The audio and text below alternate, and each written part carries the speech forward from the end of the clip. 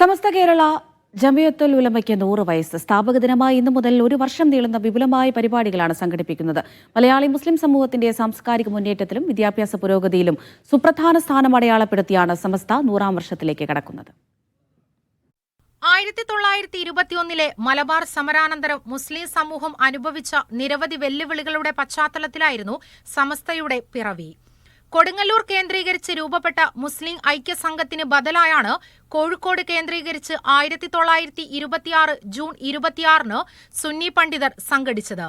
വരക്കൽ മുല്ലക്കോയ തങ്ങളുടെ നേതൃത്വത്തിലായിരുന്നു സംഘാടനം.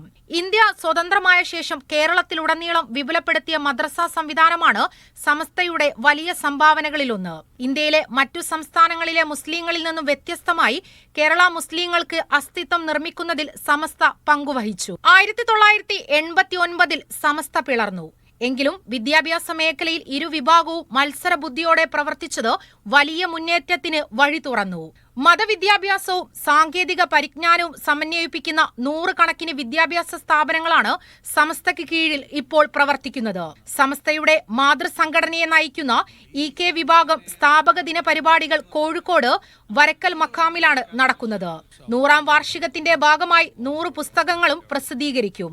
കാന്തപുരം വിഭാഗം സ്ഥാപക ദിനത്തോടനുബന്ധിച്ച് കോഴിക്കോട്ട് ലോക സമാധാന സമ്മേളനം സംഘടിപ്പിച്ചു. News desk media 1.